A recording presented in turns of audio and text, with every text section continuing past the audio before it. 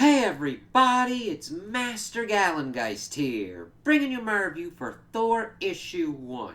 And I really enjoyed this one. I think it's a great start to this new creative team for Thor, and I wasn't quite sure what I was going to expect going into this, but I like how our first arc is kind of set up, though questions on like timeline wise and everything, because we do see Tony as Iron Man here, and in other realms, Thor's doing his thing while everything's kind of going on here that's kind of got big implications.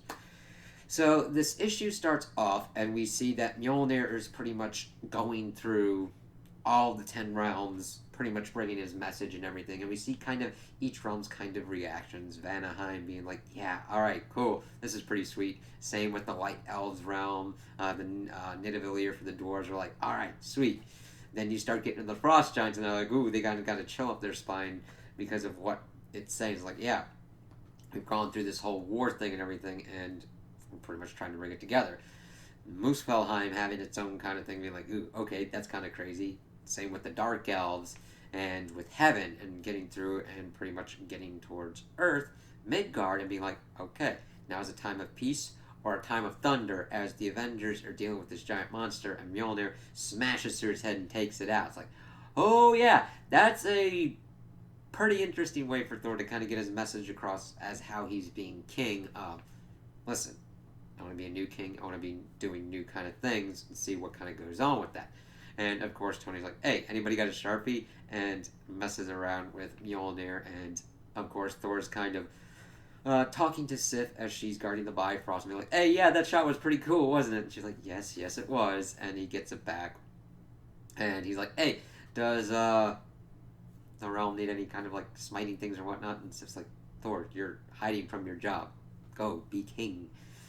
And of course, Tony had written, nice shot, enjoy your retirement. And Thor is already kind of. We don't know how long he's been doing this thing as being King Thor and everything, but he seems kind of already at an Odin kind of spot of being kind of really kind of testy about it. I'm like, okay, I thought we'd take a little bit more time to kind of get to this point, but the thing is, there's the other story that we're getting into at the end of this issue that takes more precedence and kind of gets us to a more traditional kind of Thor story.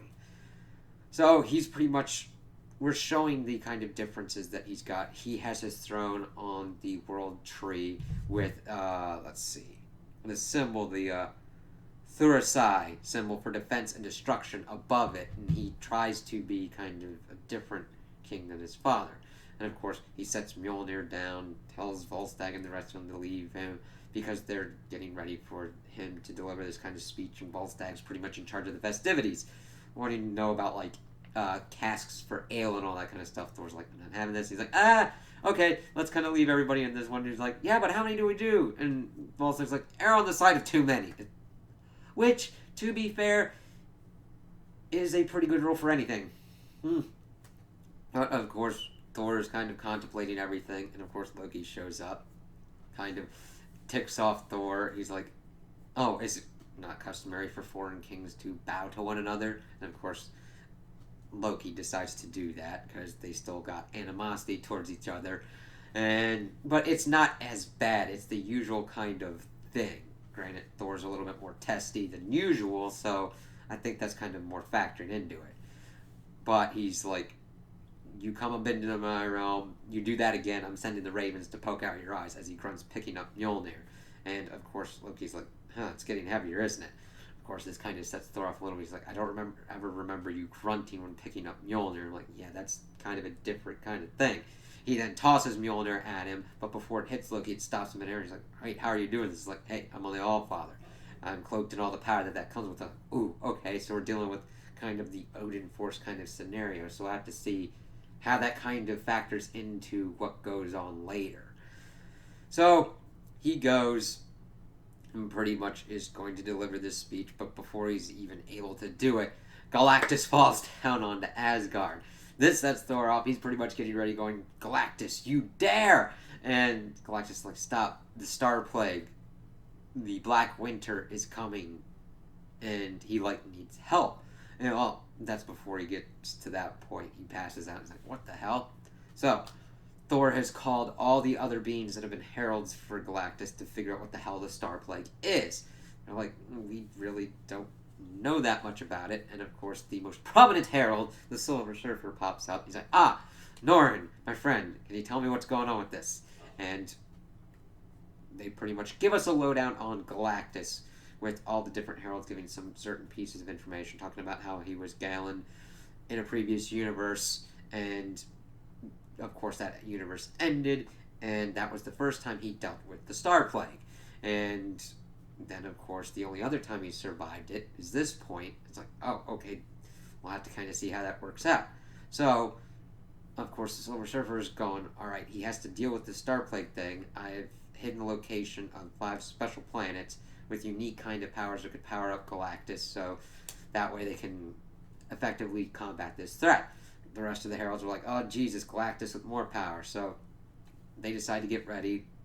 We see Thor donning his gear and everything, going out. He tells Galactus to kneel, and they pretty much give him the information that they're going to lead him to these planets, and that the Asgardians will take the denizens and bring them to Asgard, so that way they're safe.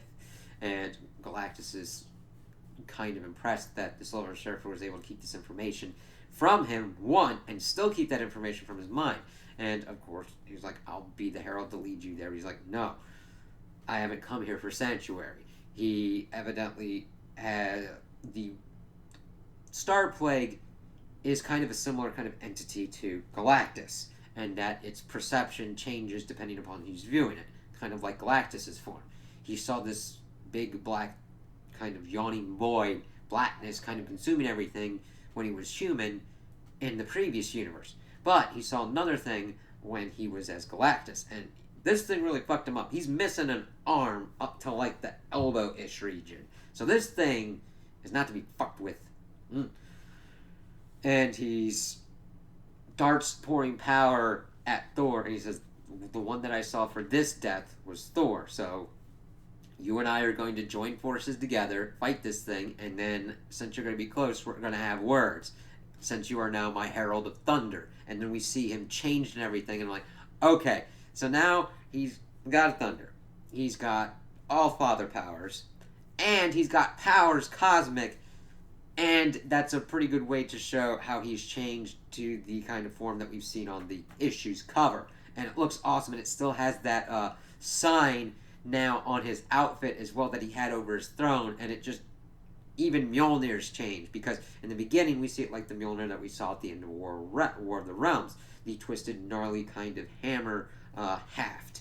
But this is a more kind of traditional haft, more kind of traditional garb, and just he looks ready to mess up some stuff. And I'm like, alright, I can't wait to see that.